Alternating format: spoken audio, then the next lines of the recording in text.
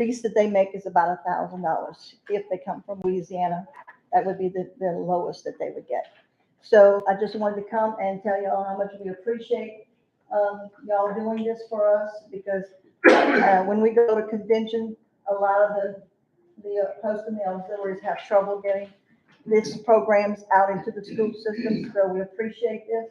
And I just wanted you to know the list of the kids, so if it's in your district and you see some of these kids on the list, tell them, good job. Because we need to try to promote patriotism as much as we can.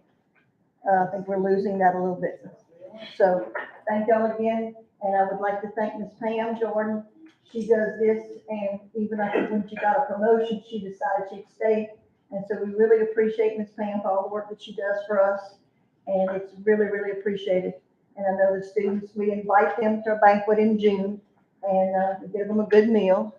Mr. Blanchard wasn't able to be with us this year, but maybe next year. Thank y'all so much. A picture of the kids that did come, we had 5 that came. The picture will be in the test news, Miss Sally got. I do have one other announcement. Every year we're monitored doing different federal programs, and we got the results of our annual special education SPED monitoring, and we got a clean bill of health, no findings. So congratulations to Ms. Jordan and the SPED department. All their budgetary stuff, regulations, and that completes the announcement. Next item, Southern Scripts Employee of the Month. Okay, our Southern Scripts Employee of the Month is Ms. Pam Jordan. She's been mentioned a couple of times already tonight. For years, she's been the one handling the patriotic programs with the Ornerville VFW. She also is the head of the special ed department, so she's the one ultimately responsible for the clean bill of health and the good recommendations with no findings that we got a couple of days ago. Ms. Jordan administers the early childhood program, special education, Title I, English learners. She also does the lunch program, and she does the budgets for our EGMS system, all of our state and federal budgets that have to be submitted up to the state. She's the final word on it, inputs most of that information. When it came to the ESSER funds, she was the person that she inputs everything, and she was one of the key players in developing those budgets, getting the money in, monitoring how we could spend it and what those guidelines are. And we haven't had any fines or anything, nothing that we've had to return or pay back under her watch. So when you're dealing with all of these different budgets that all have different guidelines, and when you get money, especially from the federal government, you get this money, but you can't spend it on this, and you can't spend it on this, but you have to spend some of it on that. After a while, I'm telling you, it gets to be a mess. It's all tangled up in what you can and can't do. And she manages to keep us all straight with that. So that is a very large task. In addition to that, she is a great pleasure to work with. All that smile she has on her face, that's what you see all the time. And she's very good at handling very difficult and very touchy situations without ever losing her cool. So Ms. Jordan, please come up so you can take a picture.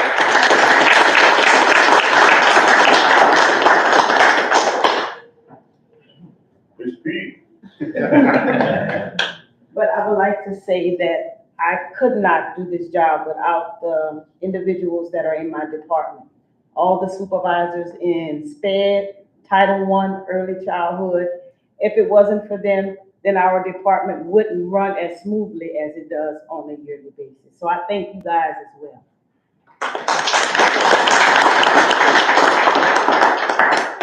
Again, that shows her leadership style. She's up there accepting an award and pretty much giving thanks to us. But I appreciate her leadership.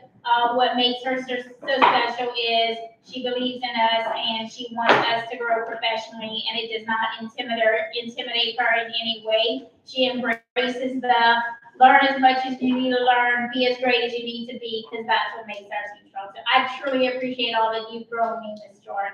She's very great at helping us problem solve. A lot of things don't go to Mr. Blanchard because she'll help us take care of those things. Very well deserved. Yeah. We love you. Okay, we'll move on to the next item. Is there any addition or deletion to the agenda? If not, is there any, items that someone want to remove on the consent agenda? And that's from A to F. If not, entertain a motion to accept. Motion by Mr. Bolte, second by Mr. Stelling. Vote. Any nays? And motion carried. Finance Committee recommendation. We have items A to G. E. Item B has been tabled. We have a motion. Motion to accept. Motion by Mr. Bolte, second by Ms. Vito. Vote. Any nays? The motion carried. Oh, there was something, What? but on the consent agenda, I know, but I didn't see her here, so I didn't know who was going to explain Ms. Gail, but I hand up. Oh, On that pamper credits stuff. oh, You you understand want to that? hear? She can explain it, maybe.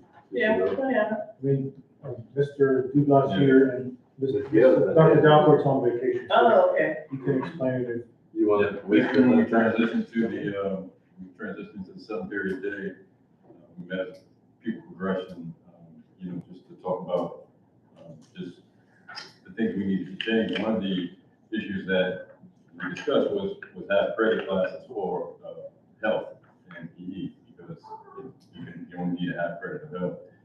And when that was approved, the verbiage didn't really change in the people progression, and it allowed for half credits. Because if you made a C the first semester and after the second semester, you failed the class, but the verbiage still allows you to get half credit like in an algebra 1 or something like that. And the schedule, to schedule that is almost impossible, with the courses that we have to accomplish in the year. So we added the verbiage to just allow it for health and PE half credit. And so the kid fails the second semester, they fail for the entire year. Okay. Okay. Move to item number 5.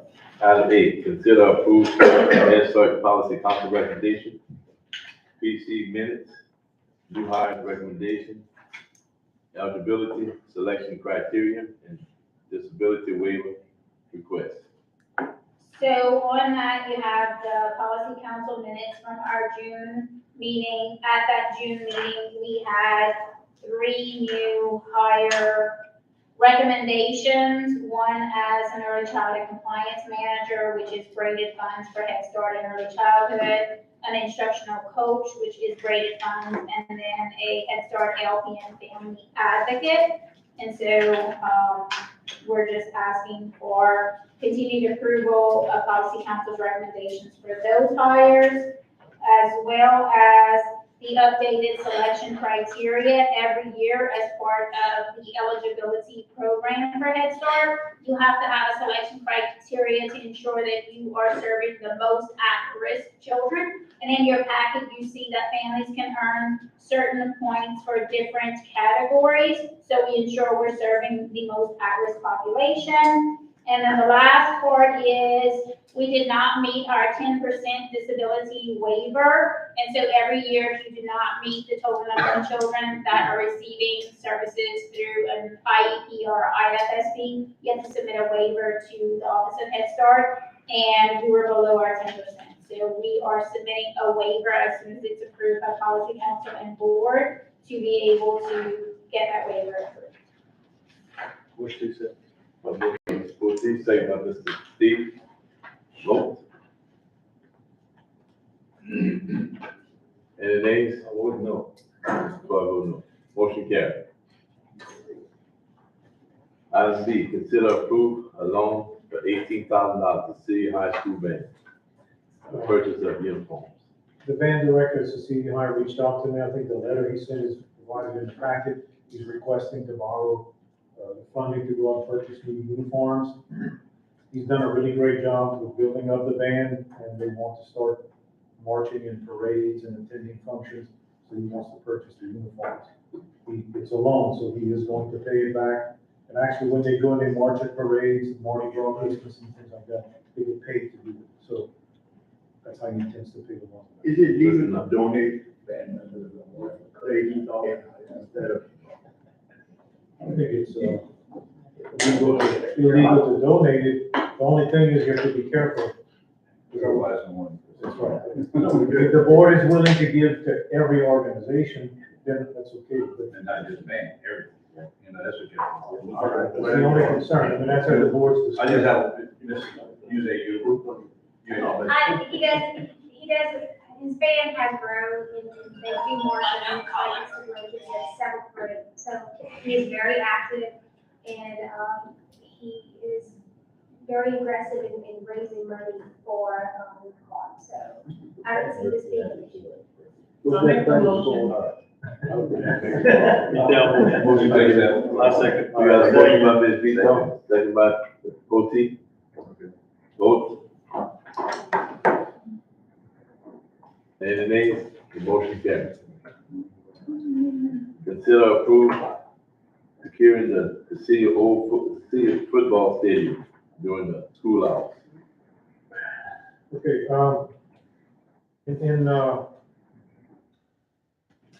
at the end of last school year in May, you had a shooting in Uvalde, Texas. And, it's brought a number of things, a number of concerns up. And one of the issues we have at Cecilia High is at the old Cecilia High football stadium, which is in between Cecilia Junior High and Cecilia Primary. Years ago, Mr. Sam Bonet donated land to the school to enlarge the track, because the track was not regulation, you couldn't hold the track meet there. So he donated, I forget how many feet, and they enlarged the track, but part of the agreement at the time was that the track had to be open for people to exercise on, because there was no other facility in Cecilia. That was 20 some odd years ago. I think right around 2000, because when I became assistant principal at Cecilia Junior High in October of 2000, they were completing the renovations to the track for about 22 years ago. So times have changed since then. Number one, there's a park in Cecilia now that has a walking track. Second thing is we have more shootings and things like that, and school security is a much greater issue. So what I'm asking the board to do is approve, at the time the board approved for people to go and walk on the track. What I'm requesting is that we come up with a policy that during school hours, that the track is locked and that the public does not use it. Cecilia Primary uses the track for the kids cross over and they walk on the track, but at times you have general public there and kids are there. Cecilia Junior High uses the track periodically, also like in football practice or track season. So what I'd like to be able to do is put some signage out there and secure it, so that during the day, nobody else but school personnel and students are there. Okay.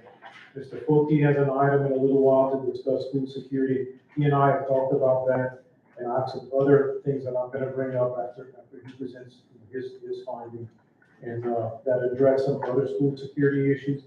But this is a matter of policy that I'm requesting that we change that policy to secure that facility. Now, there's a walker's gate that where you can't get on with a vehicle, you can't get on with a four-wheeler or anything like that, that on weekends and after hours, we could open and people could walk.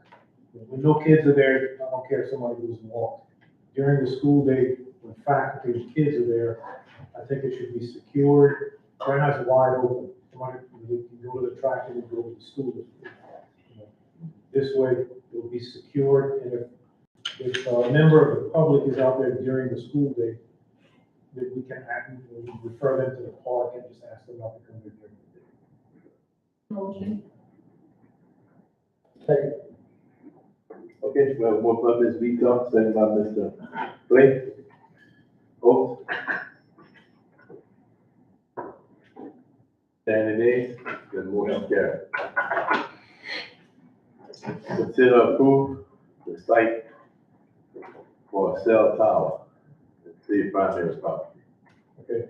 We were approached by a company, and all the information is in here in the packet, by putting a cell phone tower into Celia at the primary on the property that we own. They actually are requesting to locate it all the way on the north side of the property on the old railroad bed. But that's right next to school, right? Correct.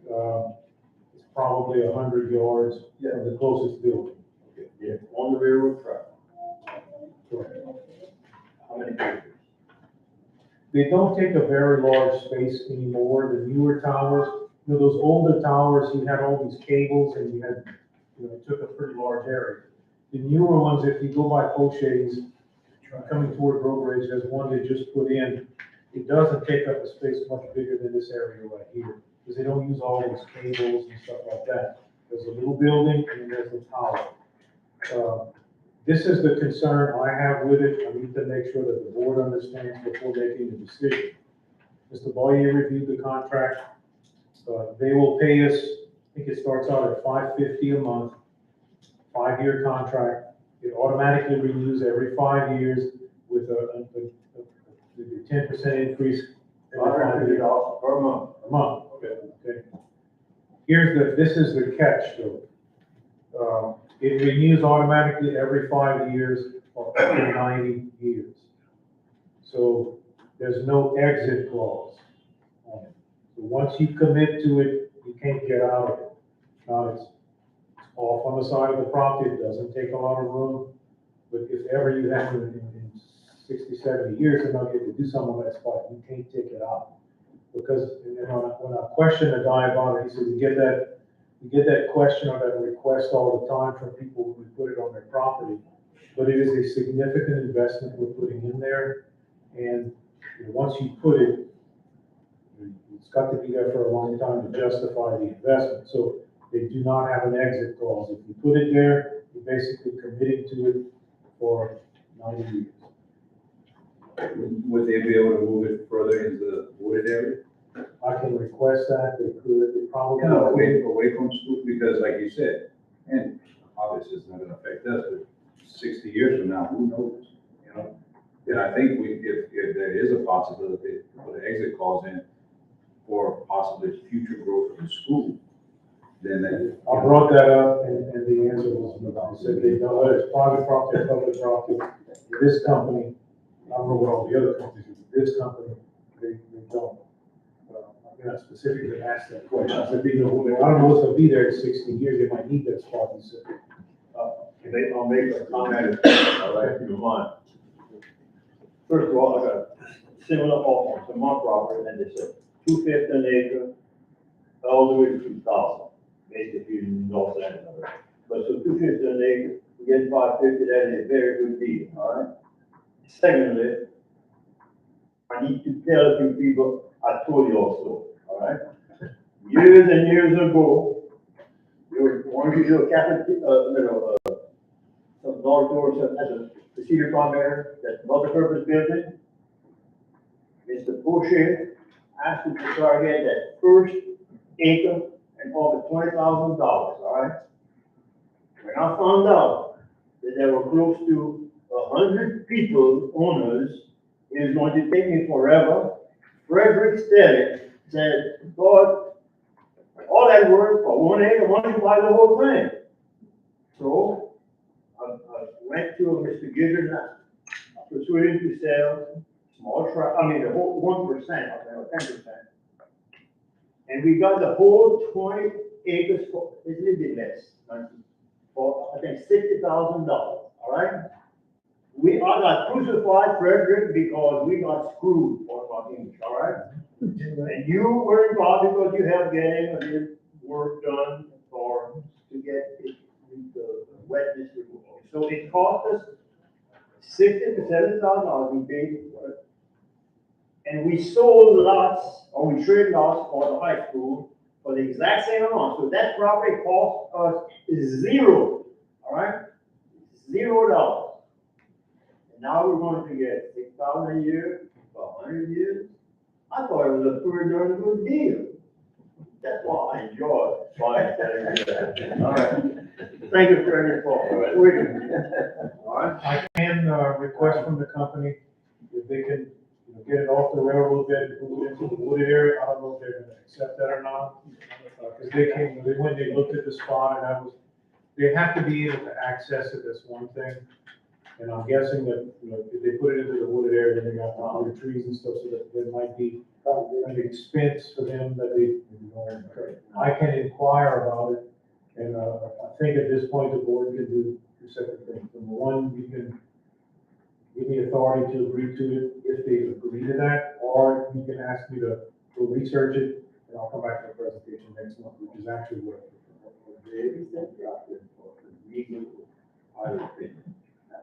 I'm sorry, I said question. Are we getting, are you requesting either opinion? No. They wanted me to sign the contract right away. I explained the process. I had the board was Good friend. You have something to say, Mr. Glenn? They're gonna maintain the area where that's at. They're gonna cut the grass and do all that. around their little, not the entire site. I'm asking for other people wanna know, where's that $6,000 gonna go? I'm just asking. Right, it's a city primary. Well, no, we'll go through what, that, I would think it's a city primary. I mean, if. so we get an authorization to negotiate on. to buy that property. Maybe push it. That's $500 million further back to over that. What I'll do is I'll negotiate with him and I'll come back next month with his response for approval. Next one, it just goes in the general fund. Yeah. It goes into the general fund, the board can determine how you want to spend it, or you can leave it up to the staff and, spend it however it's needed. Okay. So we So take don't away. need a motion on that. No, actually, you're gonna let them report next month. Okay, moving on to the board request. Number one is veto. You want me to read? You got, consider or approve. Ms. Detail and I discussed that, actually, we were able to approve that without any board action, they provided the necessary insurance and whatnot, so. Okay, so, all right. Item D. Mr. Knott. Yeah, and again, don't get excited, I'm not going to make a motion. I'm doing it, a little also discussion. I just have to make a few comments, all right? And, let me get started, first one, it's a legal question about, from Mr. Boyd. I know you were probably haven't hired as an attorney when Hago superintendent, right? Now, my question is, when the board decided to get rid of Superintendent Hago, the votes were there to hire her replacement, who was Laverne. Remember that? Now, the question is, the comment I want to make, I'm gonna make sure you understood, is that the people, the board members for St. Martinville insisted that we overlap, that we hire Hager, train Laverne. But although I didn't vote for Laverne, I didn't like it, all right? I didn't like it. Anyhow, so we asked for an opinion. And Chester Cedar says, one position, one person. You cannot, that position, when Hager ends, his begins, all right? So that was his opinion to the board. And that's the way we did it. Actually, she was a little upset because she was losing funds to go to control every Friday. She sued the board, but that's beside the point. Now, the same thing has happened now. Okay. Mr. P has been hired, I believe August the 6th or the 8th. But his replacement has been hired July the 1st. But there's an overlap, right? And I was going to kind of tease Ms. Laviolette, but I don't know if she's in, so I just asked the legal thing, is that legal? But you can't, It is the same thing as Hager, the Vern, I mean, now, if we hire her, to be trained by Mr. P, I will give the same response. I don't know the circumstances. Sir? I don't know the circumstances, didn't know that occurred. But you only have one person filling the position at a time. You can certainly have, and I've seen many districts with regard to superintendent, where the outgoing superintendent then fills a role as a consultant. And the incoming superintendent fills the role of the superintendent. So those types of things can be done, but yes, only one person can fill a position at a time. Okay. Now, So you're saying Mr. P ought to be a consultant? I don't know how we handle it. It's He just, should. he is sort of personnel, he should know better. All right. And I have a few other things, but when Ms. Laviola is here, I need to kid her a little while. Only when she's here. All right, next one, I'm gonna get Mr. Henry now. Mr. Henry. You know, I enjoy, Mr. Henry, enjoy the tech news. All right, like this morning, I'm up at 4:30, I'm waiting for the text to get come up, because I like to read. But Mr. Henry, about a month ago, I get up, it comes in around 5:36, and something caught my attention right off. It says St. Martin Parish on top. Then it says, come play with us. And I said, what is St. Martin Parish on play with us? I thought, if I could think really quickly, it must be the gambling casino that's coming into the road. But then I looked a little bit, it says, and learn with us. What is this now? Oh, it's an early childhood program. Locations available in Brooklyn, Cecilia, Park, St. Martinsville. And I'm all curious, what in the world is that? It can't be Head Start and Early Start because we're overfunded. So we're trying to get more money. So is that a grant? Very, very curious. So, and at the bottom it doesn't show who paid for the ad. So I'm very, very curious. So when I spent most of the morning, I said, I'm not going to call school board, it can't be them. So I got on the phone and I talked to several of those primetime people that I knew. One of them, Mary, her last name. But she is now a director in Yarderia, we had a long talk. Alicia is with it. She basically said it's some company, some project, that is recruiting kids, all right? With the slogan, come play with us, all right? So anyhow, and then when I finished calling about 5 people from John, good morning, I decided to call Celeste. And she gave me a long class about this right here. And now I know she has not accepted any kids, but basically it is able to improve. So, Mr. Henry, do you have any idea who paid for this? Does anybody know? Yes, I do. Would you like me to come explain it? Come a little bit close so I can hear you. But you're not, you didn't pay for it, right? That's not it, Yes, right? yes it is. That is our ad. Oh my God. All the things we talked about tonight, go ahead. No, what questions do you have? Ma'am? What questions do you have? It's an advertisement, so first of all, Mr. Hendry, it's not an article that you did write. Things that went through my mind, I said, look. Because you don't like the slogan? I went to Huron, all right? I Uh-huh, really go to Huron. uh-huh. I met with the principal. When And did you I make, looked, although I don't vote for Head Start with others, I think should be done by somebody else. I know you're funded, we're overfunded.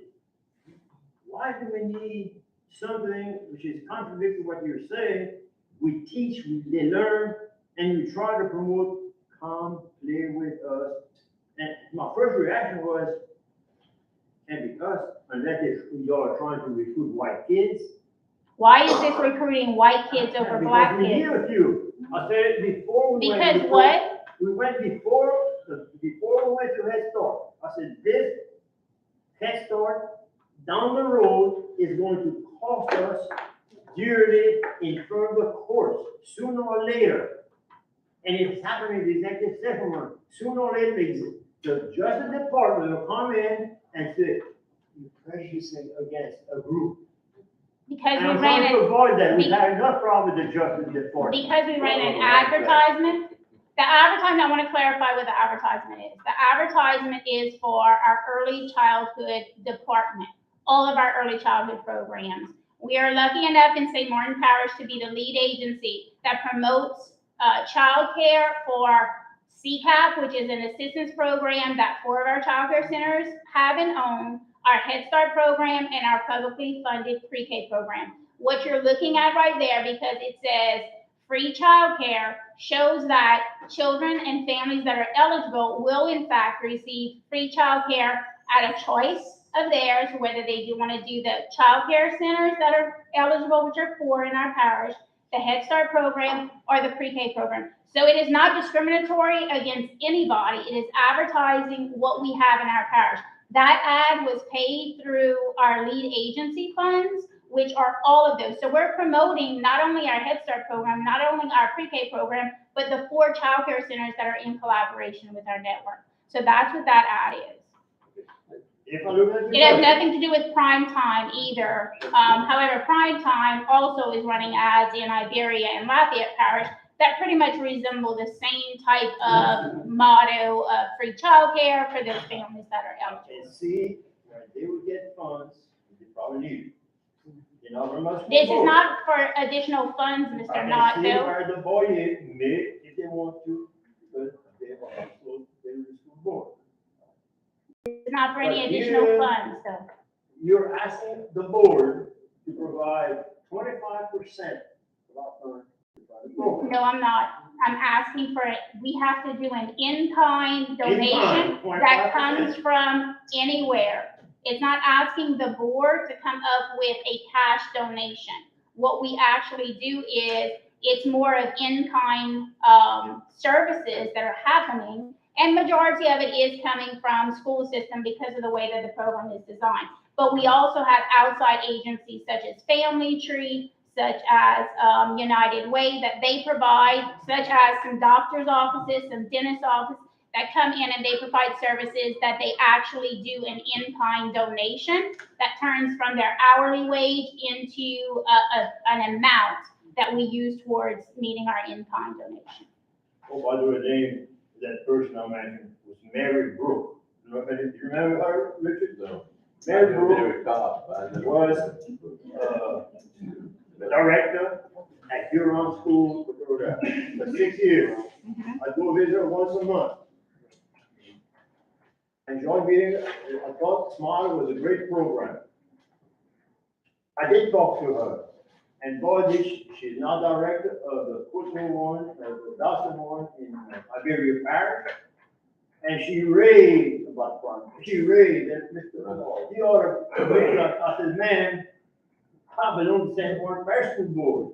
I asked, I didn't ask to go with the program, but at least come and give us a presentation during an education committee meeting.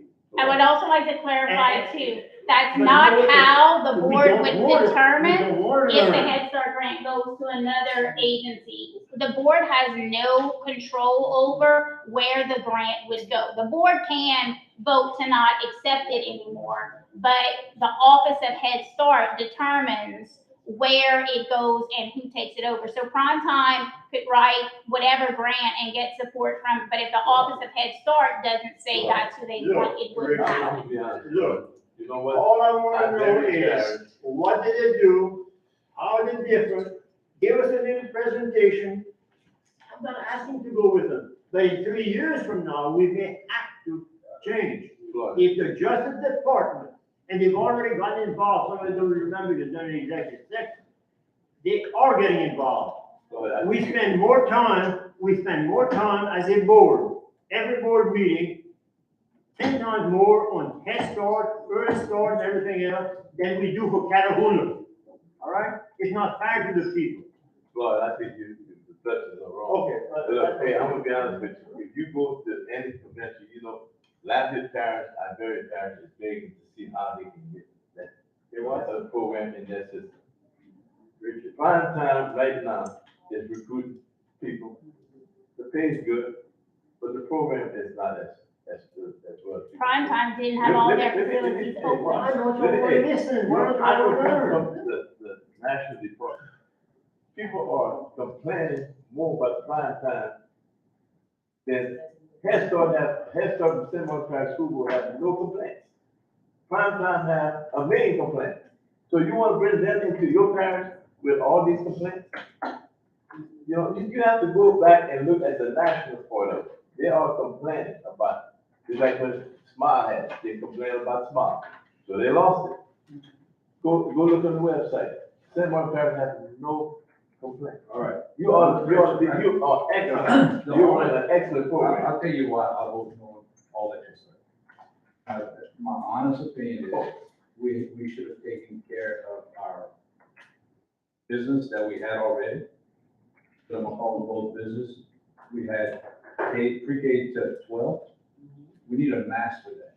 If we'd have been the best in the state, or if we'd have even been an A school, then I said, well, yeah, but we had enough, not problems, but enough concerns that we couldn't correct, and then we bring in on more. That's where it's at. That's my problem. We're doing the best we can for our students. We're Mark? still on that early age. I would like to reply to that, Mark, because one of the things that Louisiana is moving faster than any of their other states is their investment in early childhood. And so one of the things that you can look at this in a sense is if you want to strengthen your pre-K to 8, your pre-K to 12 program, invest in early childhood. There's no better opportunity than for the school system to have some things where you're working with the Head Start students. Parents need parents and daddies. That's your problem. You know that. Well, that's a utopia world, Mark, that you and Exactly. I can agree to Guess what? disagree on. That's not the world that we live in right now, though, so That's where it's. I appreciate that. Well, the Lafayette Parish, Iberia Parish, all have a program, but not only Louisiana, but every other state. The only person that's complaining is one or two board members in one parish. But it's an ad, Mr. Knott. It bothers me when I hear a board member come over here and tell me, or tell us, that they prefer the federal government to take care of an 18-month-old child. The government can raise that child better than my wife. My wife raised 3 kids. She had 2 full-time jobs, and she raised them, and she helped raise my grandchildren, all right? Now, at that board meeting, I'm concerned when a board member who is on Smile, on Head Start, talks about raving about that program, all right? Head Start. Parents should be in charge. Family, private district. Now, again, let's go back to Catahoula. I mentioned Head Start is costing us some employees. And what brought up last board meeting is when Miss Tiffany Francis she left principal. It hurts her because she was a very good principal, I think in Catahoula and Cecilia, and she left for a good soft job with Head Start. All right? And that is what, now we're not buying with, and I guess I should say the Justice Department is going to lose, we're going to be losing a good black principal in Cecilia. It makes us look good. You're gonna lose them with prime time. What? You're gonna lose them with prime time, regardless. And she's being replaced by. Anyhow, That program is throughout the nation. And when you come up, my wife was a housewife. Your wife was part of the housewife. They could raise their kids. But in order to make income to me today, the husband and the wife both got to work. You know that for a fact. Exactly. No, I would do, sorry about that. I would do, I like to do one other thing, but maybe it's best that I don't comment.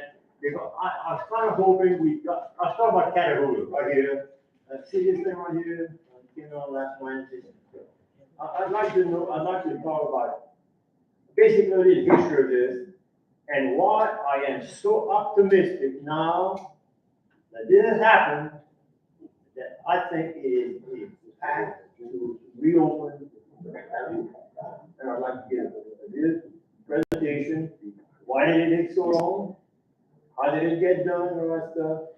But I don't want to prejudice our case. I believe that this is our path to reopening Catahoula. I'm very, very optimistic.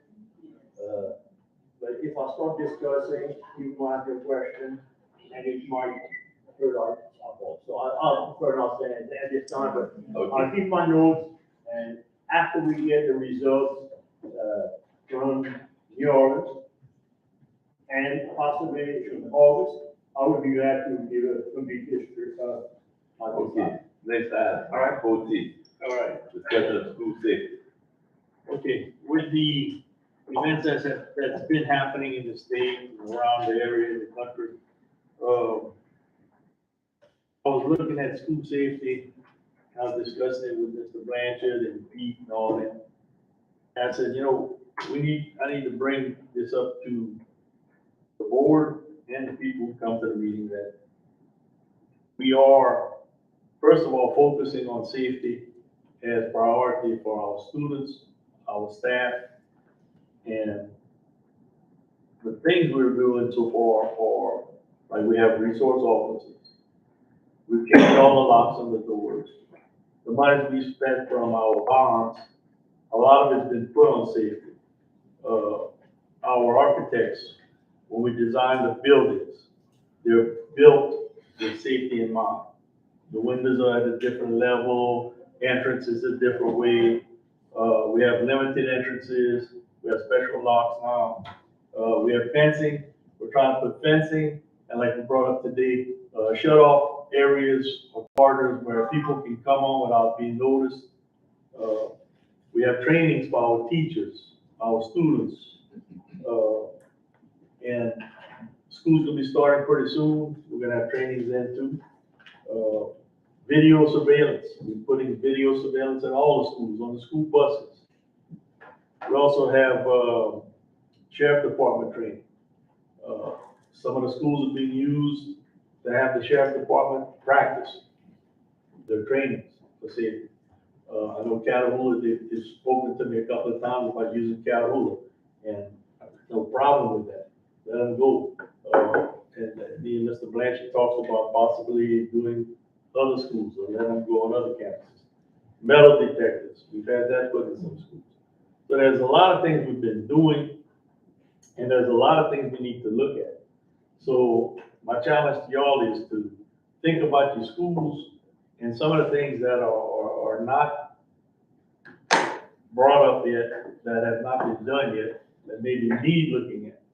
I know Mr. Blanchard, I'm gonna turn over to Mr. Blanchard in just a minute.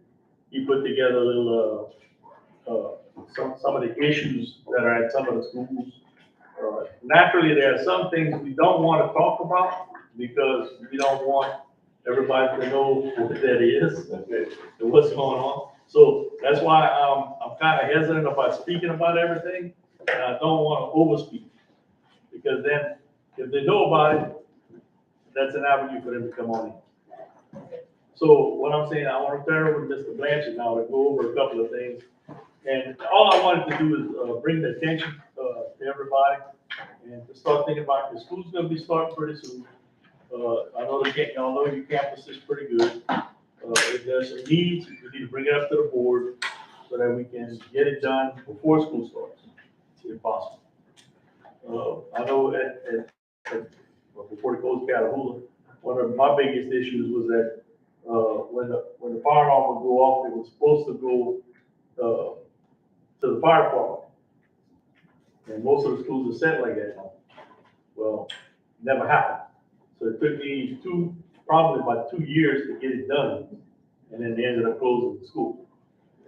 But things of that nature, if something's not working properly, that we need to look at safety-wise, we need to bring it to the board or bring it to maintenance attention, so we can get it done before school happens. Mr. Blanchard? Over the last 10 to 12 years, excuse me, we've done a number of construction projects with single point of entry, setups at a number of our schools like ELC, St. Mark Primary, St. Mark High, St. Mark Junior High, we've done it at Woodbridge High, we've done it at Cecilia Primary. We have a few others that we want to do, like at Cecilia Junior High. At some of the schools, you have a camera and a system for buzzing, you can't just walk in. But we don't have, some of the trainings we've gone through, Mr. Wilson, myself, and some of the other staff members, one of the comments that was made, actually, a number of these trainings is, you can spend $1 million on your facility and be no more safe than you are right now. But there are actions that you can do that don't cost a lot of money that make your facility much safer. A single point of entry is one thing. Some fencing in the right places is another thing. One of the things that they've learned over the years, fencing and things like that slow people down, but they give you time to react. Probably the most important thing that you can do is training. And having people aware of certain things and having procedures in place, for example, locking all of the doors. In Uvalde, one of the things that happened, this week some information came out about it, and early on information came out about it. The guy that did the shooting crashed his truck into a ditch behind the school. There was a teacher that had propped the door open and was either loading or unloading stuff from her car. When she saw the guy with the assault weapon, she panicked and ran inside the building and did not secure the door. She ran into her classroom and the door was unlocked. So the guy did not force his way into the school. He walked into an unlocked or propped open door and walked right into her classroom. That mistake that she made cost her life and the lives of another adult and with 19 children, I think. So some of that was preventable. Nobody has a crystal ball, you don't know exactly what would have happened had the door been locked, but his entry into that facility would not have been quite as easy. So training is a major thing. Okay. I've got some items, and I handed this out, a sheet to all of you before the meeting, with some additional items that I've met with Mr. Delcom and Mr. Bearsell, that we're gonna be going off with. A lot of it is fencing at schools, additional buzzer systems. Some of it, Pete and I met, and it was very difficult to get some of this done during the summer, because a lot of our contractors were booked up with work. So he is getting quotes and bids to come in and do these things starting like in August and September. Our target goal is to kind of have all this stuff done by sometime in early November. It's just additional fencing, so when somebody arrives on the campus, it channels them where to the office. They can't just get out of the car and go to the classroom or go to a wing. They have to go to the office. I met with Sheriff Grove and Ms. Jenny that was here earlier and some of his other personnel this week. One of the things that, going back to when Charles Fugely was sheriff and when Ontario was sheriff and now with Sheriff Grove, the Sheriff's Department uses our facilities to conduct training on a regular basis. That's been going on, since I was a principal and even before. So they are familiar with all of our facilities. Our personnel works with their personnel when they do these trainings. And right now, they've used Catahoula a couple of times this year because the building was unoccupied. But over the years, they've probably used every facility in our parish at one time or another to conduct their training. So they are very familiar with our facilities and that it's done purposely. They don't just do it at the same school every year, year after year. Additionally, we do lockdown drills with law enforcement twice a year. And the way it works, Sheriff's Office does it in the unincorporated areas, and the city PDs do it in the incorporated areas. So, like Robert, St. Margaret, Parks, and so We do that several times a year. We have regular walkthroughs and assessments. We've had private agencies come in and do assessments as well as Louisiana State Police. So we've taken all of that information and tried to turn it around and do what we need to do. There's still some work to do, as you can see from the list I've provided.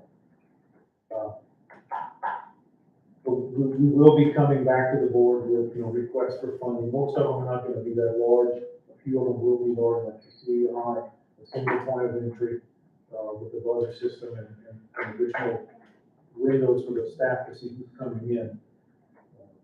So just for you to know that that is coming. Additionally, the sheriff and I are going to be doing some videos that we put out to our employees and on our website to instruct parents. One of the things that happens, it happens in an emergency. Every time we get a bomb threat or a lockdown or whatever, everybody calls and wants to come pick up their kid. And then when we get to the place, if it is a lockdown and there's a threat, you keep everybody behind a locked door. You don't put a kid out in the hall or in another open area. One of the things we've learned in school shootings is, with the exception of Uvalde, some mistakes were made there. But in most cases, if staff and students can get behind a locked door, when law enforcement gets there, either they kill the shooter or the shooter kills themselves. So the most effective thing is training and get them behind a locked door. So the last thing you want to do in an emergency is take people out of a secure area. So part of that training, part of the videos we're going to do is to try to instruct the parents on why we do that. If you come to pick up your child, you can't just walk to the classroom. Come to the office, you buzzed in, you get your name, you live in a secure area, your child is brought to you. So they don't have access to the campus. So if people get angry when they get there because they're used to just getting in going where they want. You can't do that anymore. Attracting society is probably going to anger a few people. And I'm sorry about that, but our safety is more important. They need to adhere to the protocols that is for the safety of staff and students. Okay? And it's a shame the good have to suffer for the bad. That's the way it works. Am I recognizing? Two things. Everything you said, I agree. Training, everything else. I went to a school in Cecilia, where I went to school last week. And if I had been a parent to enroll a kid at one of those schools, I mean, it's easier for me and to get in Angola than it was in that school, all right? And you can overdo it. So everything you said, I agree with. Now, another thing, just so you know, in the 1956, I was stationed in El Paso, and I spent a lot of time in Uvalde County. U-V-A-L-D-E. And here's how they pronounce it, Uvalde. Because see, in Spanish, in French, you don't pronounce the H is silent and J is loud. So Uvalde was from the east. Uvalde there, pronounced the same way as you do here. So when I came back, I started doing genealogy work, and I looked, and guess how the very first Uvalde in Louisiana spelled his name? Jean-Baptiste Uvalde. U-V-A-L-D-E. Now you know. All right. Go ahead. What are we gonna do for the kids that bring guns to school? How are we gonna stop that? Yeah, but I mean, what are we gonna put in place to check them? We getting that much guns coming to school? I'm just about to speak. It's not, I mean, from time to time it happens, yeah, but it's not something that happens every week or every month. So we have to put something in place too for that. That's why I brought this up, so y'all Yeah. can think about that, bring it up. If you got suggestions and solutions, offer it up to Mr. Blanchard. Oh, yeah. Oh, I don't remember. The other thing I did at the end of the school year, my closing principal meetings, at one meeting, I did do a little presentation to the principals, and I asked for feedback, like what do you see on your school that you think we should do? I did get a few suggestions, they're included in here. I did meet with staff members, central office staff, and with Mr. Delphin. You know, when our maintenance people go to the school, or when Pete goes to the school, if they've got an idea to come back with it. So we'll review it, we'll see what we can do to address it. All right. So think about it. Discussion of the use of school board vehicles, the thing. Thank you, Ms. O'Shea. I'm gonna try to keep it short. As long as Mr. Knott doesn't speak. I'm gonna try to keep this, remember, somebody came approach this to me, so don't shoot the messenger. So I'm gonna lay it out, and then whatever the board wants to take, let it take. It's brought to my attention, well, first of all, it was brought to my attention that we have, and I'm gonna use it in a plural form, supervisors that have cars. And these supervisors are able, are taking this car, this vehicle, home back and forth every day. The problem I have with that is, why doesn't every supervisor have a car going back and forth to their house every day? Because it's not, first of all, we can't afford that, but it's not fair to all others. That was the number one problem that was brought up to my attention, and I think that it needs to be addressed, because we don't, none of these nobody's taking their cars home. You know, so it needs to be addressed, and it needs to probably be stopped, either that or we need to buy a car for, you got directors, they don't have them. So that's one point. The other point was that, this is just general, we have the IT department that takes all their vans home every night. You know, that's a big cost right there. And a lot of people are gonna say, well, what about if we park them in one particular spot, vandalize them? Well, that's gonna happen. It's gonna get vandalized no matter what, if it's at their house, you know, over here.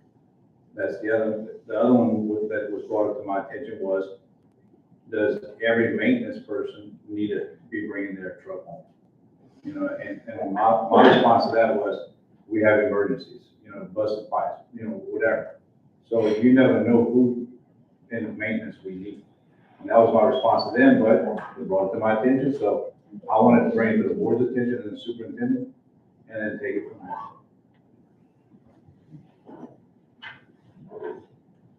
So just a discussion today. Okay. Okay, you want to look into it? Yeah, I'll look into it now. I don't think there's an actual policy that prohibits a supervisor or director from having a vehicle, but research policy, do a little digging and see who's doing what, and then come back to the board next month with a recommended policy. Okay?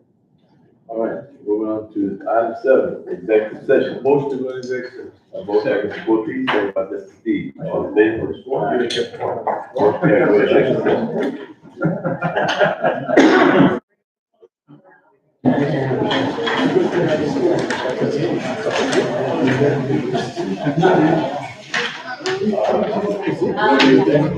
Be short.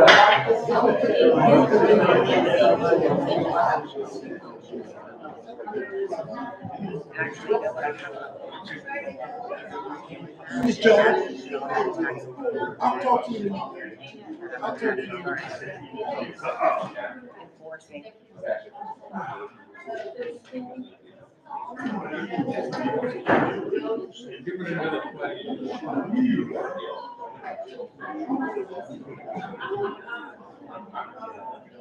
Get it